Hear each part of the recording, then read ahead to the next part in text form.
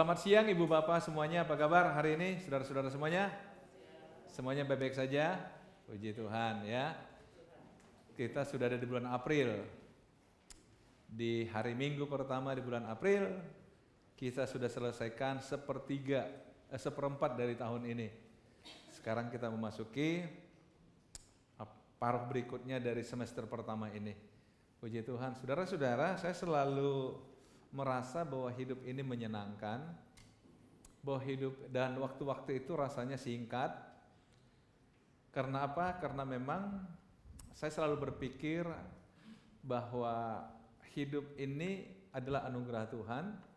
Ada banyak hal yang Tuhan inginkan kita capai dalam hidup ini, supaya satu ketika kita memang sudah benar-benar tidak mampu lagi, kita mulai merasa bangga atas capaian-capaian yang kita miliki. Amin saudara.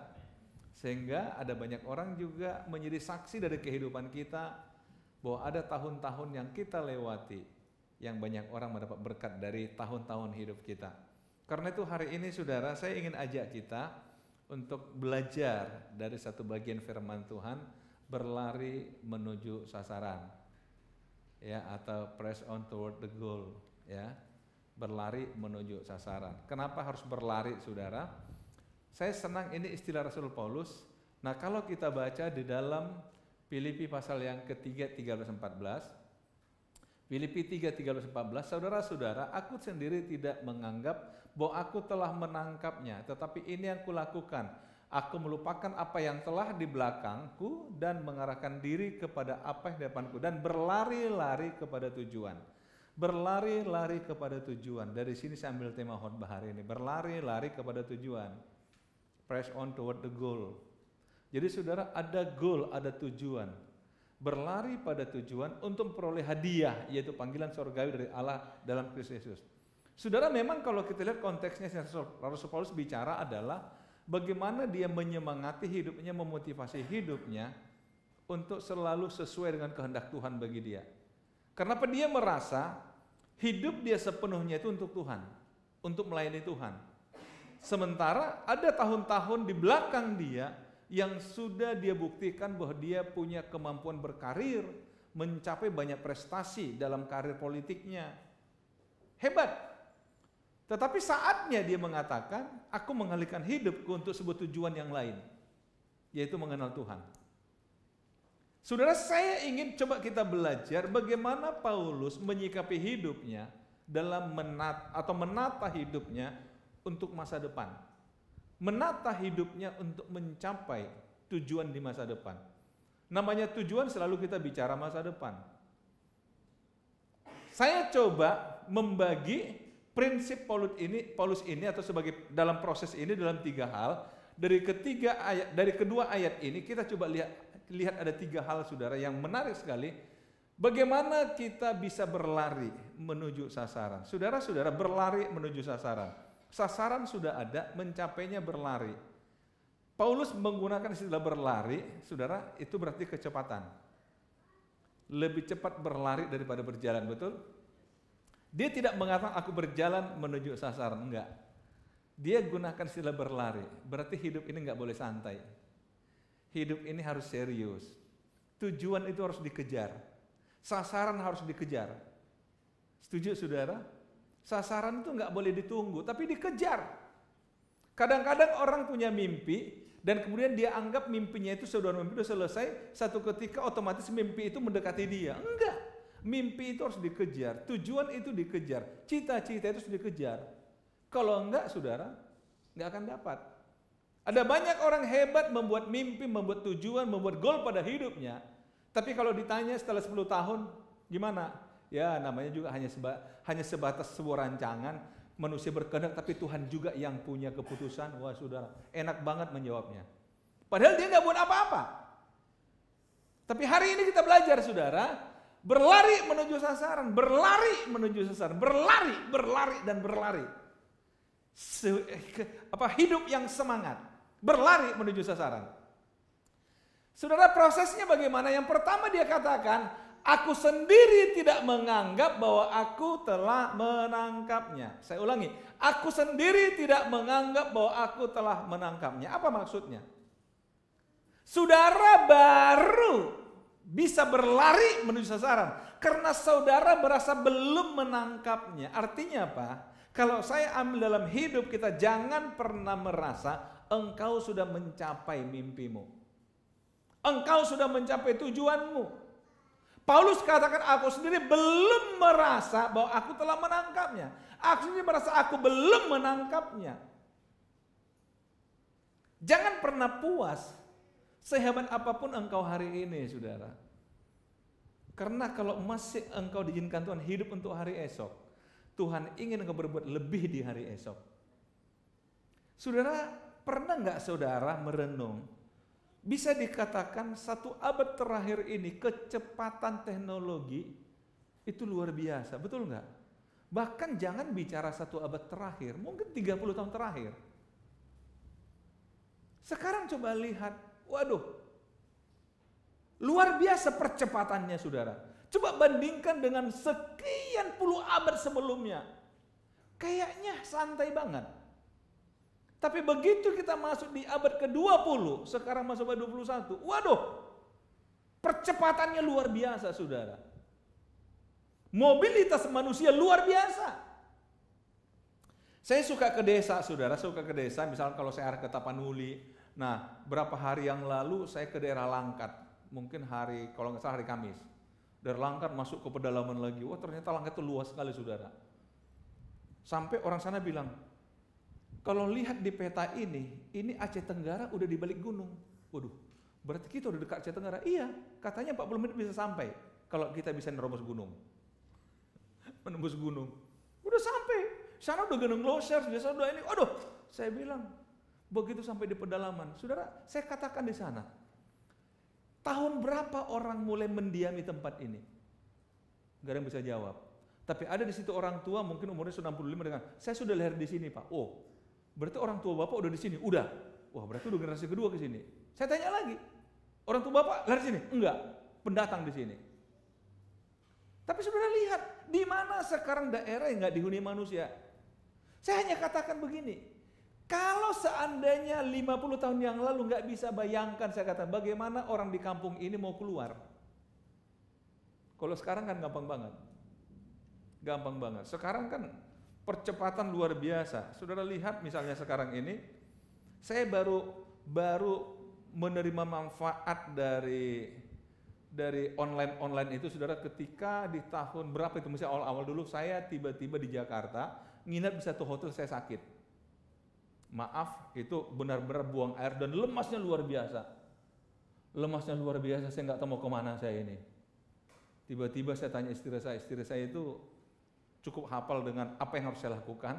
Dia katakan, cari obat. Saya bilang, gimana saya mau cari obat? Oh, baru ingat aplikasi. Diantarlah obat ke kamar saya. Wah, saya bilang, inilah kemajuan teknologi. 30 tahun yang lalu kalau kita begitu tinggal pasrah, betul nggak?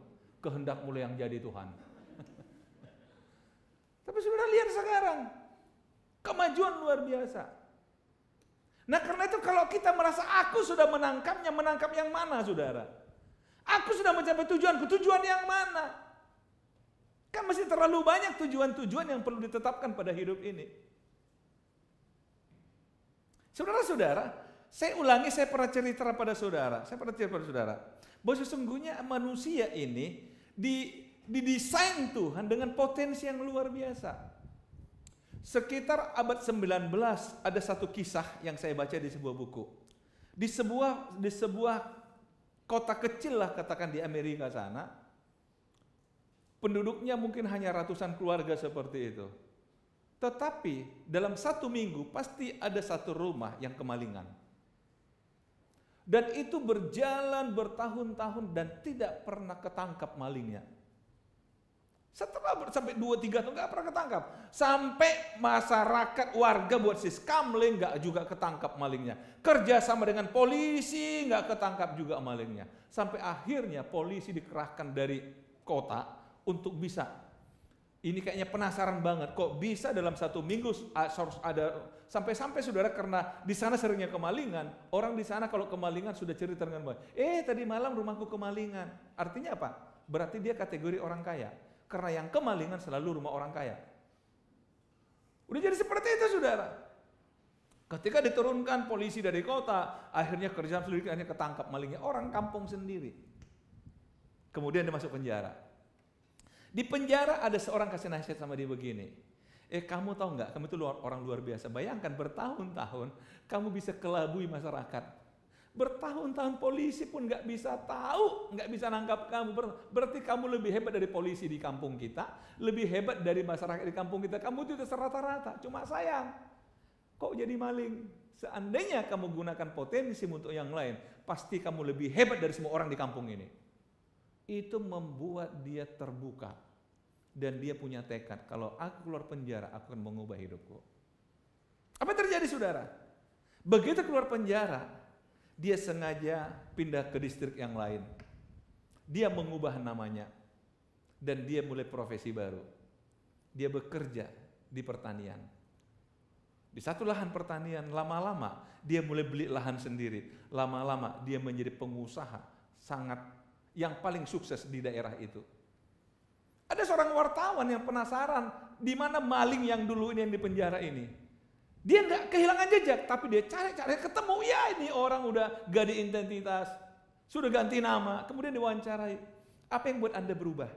Dia katakan begini, ya ketika di penjara ada seorang sadarkan saya. Dan saya hanya berpikir, seandainya dari puluhan tahun yang lalu saya tahu potensi diri saya, tentu saya lebih hebat dari hari ini. Artinya yang mau dikatakan di buku itu adalah ada banyak orang punya potensi tapi digunakan salah, digunakan nipu orang, digunakan dan lain-lain. Tambahin aja, saudara. Seandainya potensi itu digunakan dengan cara benar. Saya ingin kembali ke sini, saudara. Jangan pernah engkau puas dengan hidupmu. Enggak boleh. Enggak boleh. Kalau engkau sudah berhenti dengan hidup, udah puas dengan hidupmu, udah minta aja Tuhan, saya sudah cukup puas, silahkan ambil saya. Gimana, siap? Kan saudara mesti mau hidup 1000 tahun lagi. Gimana, berapa tahun lagi yang kau mau hidup? Saya pernah cerita pada saudara ketika saya hadiri waktu anak saya dulu pembukaan kampus di UPH di Medan.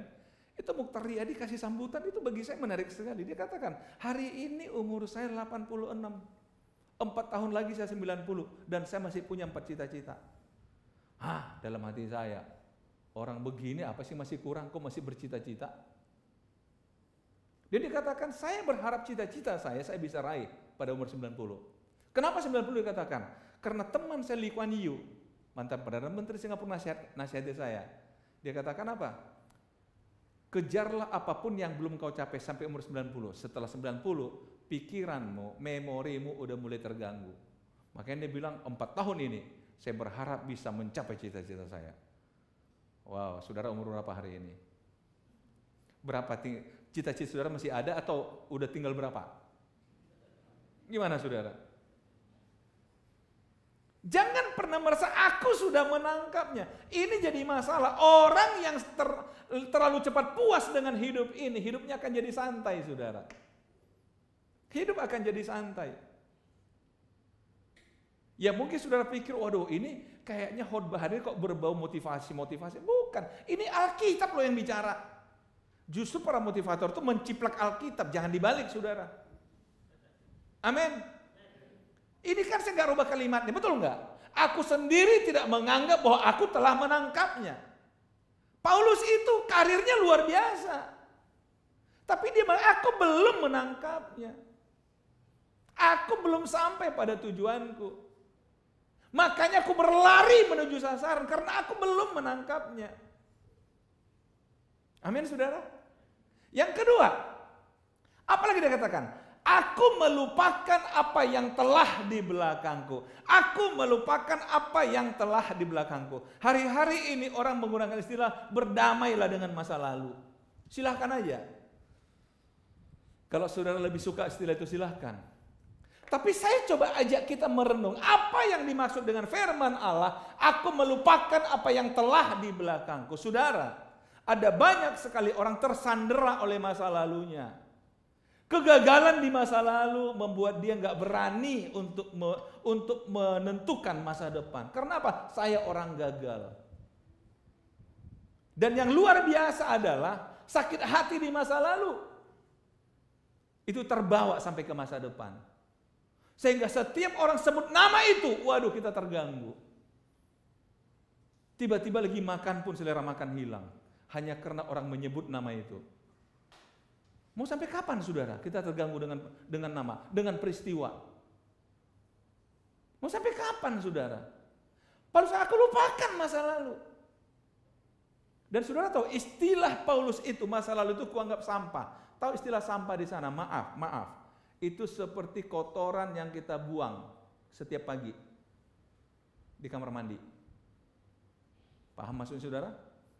Pernah saudara itu masih dilihat-lihat lagi atau ditimang-timang? Maaf. Halo? Itu masa lalu saudara. Halo? Istilahnya skubala, itu artinya kotoran sapi.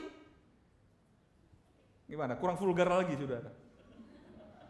Tapi masa lalu kok diingat-ingat, dikenang-kenang. Bagi aku itu sebuah kenangan. Ya silahkan kalau nggak mengganggumu. Kalau mengganggu ngapain dikenang saudara? Saudara-saudara, masa lalu biarlah masa lalu. Ada orang karena terikat masa lalu, saya kan dari keluarga yang susah. Memang keluarga susah, saudara harus susah. Halo? Ya kami memang udah ditakdirkan menjadi generasi yang susah, supaya tetap ada orang susah di dunia ini. Ya ampun. Gimana saudara? Saya dulu pernah ngajar sekolah minggu, awal-awal di Padang Bulan, saya ngajar sekolah minggu. Ada anak kelas 5 SD nggak mau sekolah lagi. Saya panggil, kenapa kau nggak mau sekolah? Dia bilang, untuk apa sekolah om? Presiden sudah ada, gubernur sudah ada. Anak kelas 5 SD. Tentara sudah ada, polisi sudah ada. Ya untuk apa lagi sekolah om? Saya bilang, orang susah lebih banyak lagi ada. Halo? Kadang-kadang kita sok-sokan padahal. Masa lalu saudara. Itu hanya karena apa? Orang berpikir, mana mungkin aku sukses, orang tuaku kan cuma begini. Tapi jangan lupa juga saudara, ada juga orang karena masa lalunya begitu hebat, dia lupa. Dia lupa untuk bisa menata diri untuk masa depan, betul? Akhirnya dia suka cerita, dulu bapakku, dulu kakekku, dulu ini. Wow. Itu masa lalu. Masa depan milikmu. Engkau nggak bisa membawa kesuksesan masa lalu untuk masa depan, nggak bisa. Masa depan engkau tentukan oleh dirimu sendiri. Bisa saja mungkin kalau kita keturunan orang hebat, kita, saya anak si anu, oke. Orang katakan, paling sebatas itu. Mau sampai kapan saudara kita bawa masa lalu kita yang hebat? Orang pengen lihat buktinya dari hidup kita. Gimana saudara, siap lupakan masa lalu? Kadang-kadang ada trauma-trauma di masa lalu, kita nggak mau selesaikan. Kenapa nggak selesaikan saudara? Orang boleh mengatakan sekarang, trauma masa lalu itu harus diberesin. Saya pernah membaca, saya nggak tahu benar nggak, bahwa Batman itu, film Batman itu katanya di latar belakangnya, tapi ini namanya juga Batman itu kan film ya. Film itu satu imajinasi lah. Katanya itu awalnya adalah ceritanya, ada seorang anak remaja yang sangat takut dengan kelelawar. Akhirnya ketemu dengan seorang tua, orang tua katakan, kau harus kalahkan rasa takutmu. Caranya bagaimana? Dia diminta tinggal di gua kelelawar. Sedangkan lihat kelelawar satu aja ketakutan, apalagi di gua kelelawar yang jumlah kelelawar sampai jutaan.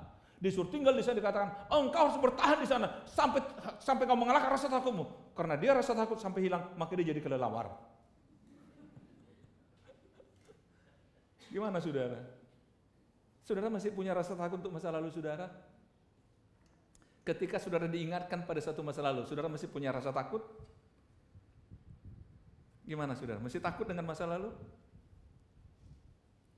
Engkau harus lupakan. Apa yang membuat engkau takut di masa lalu? Kembali ke situ. Dan mulai kalahkan masa lalu. Kita memang gak bisa mengubah masa lalu. Tapi masa lalu kan udah berlalu. Setidaknya di pikiran kita yang bisa kita setel. Saya pernah katakan pada saudara, saya kutip satu tulisan bijak, kita nggak bisa mengubah masa lalu, tapi kita bisa membuat perspektif yang baru untuk masa lalu. Betul? Kalau engkau pernah mengalami masa lalu yang menyakitkan, katakan aku bersyukur pernah punya pengalaman yang menyakitkan. Dan aku bersyukur aku bisa melewatinya. Amin. Saudara-saudara, orang-orang yang bisa melewati masa lalu yang pahit adalah orang-orang yang tangguh. Bisa melewati 1 tahap, 2 tahap, 3 tahap, 4 tahap. Akhirnya dia terbentuk. Alkitab juga mengatakan pencobaan itu menguji iman saudara. Membuat saudara lebih beriman, lebih ulet, lebih teguh, lebih kuat. Mari saudara, lupakan masa lalu. Aku melupakan apa yang ada di belakangku. Amin. Justru engkau berani mengatakan, saya bersyukur punya masa lalu yang seperti itu, sehingga saya bisa seperti ini hari ini. Tetapi jangan berhenti. Masa lalu iya, tapi masa depan mulai lihat. Mengarahkan diri kepada apa yang di hadapanku. Saudara tidak akan bisa masuk pada level 3 atau mengarahkan diri kepada masa depan ketika engkau masih berpikir masa lalu. Saya senang ada orang mengatakan begini, sebenarnya tua atau muda itu bukan masalah usia, tapi masalah pola pikir. Sekalipun dari segi usia mungkin kita katakan dia tua, tapi kalau dia masih bicara masa depan, kita harus akui dia adalah orang muda. Tapi sebaliknya, sekalipun dia muda, tapi kalau selalu bicara masa lalu, kita harus katakan dia adalah orang tua. Setuju saudara? Karena orang muda cirinya bicara masa depan, orang tua cerita masa lalu. Halo? Gimana saudara? Setuju? Bukan berarti masa lalu nggak bisa cerita, tapi kalau dikit-dikit saya dulu, itu dulu. Makanya anak-anak sekarang kalau kita orang tua cerita masa lalu nggak suka. Kalau kita cerita kesusahan masa lalu, mereka tinggalin kita saudara, dia nggak suka. Tapi coba cerita masa depan, mereka akan dengar. Anak-anak nggak suka cerita masa lalu. Jadi saudara, nggak menarik bagi mereka kesusahan kita, nggak menarik bagi mereka, betul nggak? Halo orang-orang tua. Yang kita merasa, iya kalian harus tahu bahwa papa dulu itu susah loh. Ya itu kan papa. Pernah istri saya bilang, saya sampai kuliah itu nggak punya handphone. Diketawain, memang dulu nggak ada handphone. Kenapa? Kita nggak bisa mengukur hari ini dengan masa lalu, udah nggak nyambung dunia kita. Yuk mengarah ke depan aja lah. Mengarah ke depan. Mari kita berbicara tentang masa depan, saudara. Jadi kalau ketemu orang, ketemulah untuk bicara masa depan, bukan curhat untuk masa lalu. Arahkan kepada apa yang di hadapan. Itu yang Tuhan mau, saudara. Saya ingin kembali kepada yang pertama tadi saya katakan, seandainya saudara mengukur diri saudara, apakah kira-kira hanya seperti sekarang ini prestasi saudara? Saya kembali pada kisah tadi seorang pencuri maling yang ketangkap itu. Akhirnya penulis buku mengatakan begini, ada banyak orang tidak mengerti potensi dirinya. Bahkan dia berani mengatakan orang berhasil sekalipun, menurut saya dia katakan, dia hanya baru menemukan dan menggunakan 5% dari potensi dirinya. Sementara 95% terkubur bersama dengan kematiannya. Bagi dia sebuah sindiran. Artinya apa? Terlalu banyak kita menguburkan potensi diri kita. Hanya karena saya sudah cukup. Hanya merasa, ngapain sibuk-sibuk? Saudara-saudara, selama dunia masih ada, Tuhan ingin kita buat sesuatu. Untuk masa depan. Untuk masa depan. Untuk masa depan. Berlari, aku berlari, aku berlari, dan aku berlari, dan akan terus berlari untuk mencapai sasaranku. 3 hal ini aja saudara. Yang pertama, jangan pernah merasa puas. Dan yang kedua, lupakan masa lalu. Dan yang ketiga, arahkan hati, pandangan, pikiran ke masa depan. Sampai hari ini saya masih suka nonton bola saudara. Saudara lihat kalau pemain bola mau dia di belakang sekalipun, kalau dia sudah pegang bola hanya satu tujuan dia, buat gol. Betul? Kalau dia punya peluang dia akan giring sendiri bola sampai ke gawang lawan, betul nggak? Tapi kalau dia merasa terhalang, dia oper ke yang lain. Saudara-saudara, sementara dari pihak sana 11 lawan akan berusaha menghentikan dia dengan segala cara. Apakah pernah ketika datang lawan mengejar dia tinggalin bola, dia lari? Sudah pernah lihat pemain bola begitu? Wih, nah. Makanya saudara tahu, saya dari dulu ngajak istri nonton bola, dia pasti nggak mau. Dia bilang, itu orang bodoh main bola itu. Coba satu bola diperebutkan, kasih 5 kenapa? Biar nggak berebut mereka, kasih aja 5 di lapangan. Saya bilang istri di sini nggak ngerti konsep berbola. Memang nggak ngerti kata, dan nggak mau ngerti. Satu bola diperebutkan. Halo? Gimana saudara? Kita kasih 5 aja. Tapi itulah sebuah pertarungan. Walaupun resikonya patah kaki, mau ini, mau itu. Tapi nggak peduli, karena apa? Saya berlari menuju sasaran. Saya fokus kepada sasaran. Halangan pasti ada, rintangan pasti ada. Tapi saya berlari menuju sasaran. Dan saya tidak peduli berapa besar rintangan yang harus saya lewati di hidup ini. Yang saya peduli adalah bahwa saya mencapai sasaran saya. Mencapai tujuan saya. Amin. Karena itu saudara, yuk berlari, dan berlari. Saya tutup dengan satu doa hari ini. Kita jadikan doa kita hari ini ya. Baik, yuk kita baca sama-sama dari Mazmur 139 ayat 23-24. Ini jadi doa kita hari ini. 1, 2 ya. Selidikilah aku ya Allah, dan kenallah hatiku. Ujilah aku dan kenallah pikiran-pikiranku. Lihatlah apakah jalanku serong, dan tuntunlah aku di jalan yang kekal. Katakan amin. Amin. Tuhan Yesus memberkati saudara. Haleluya.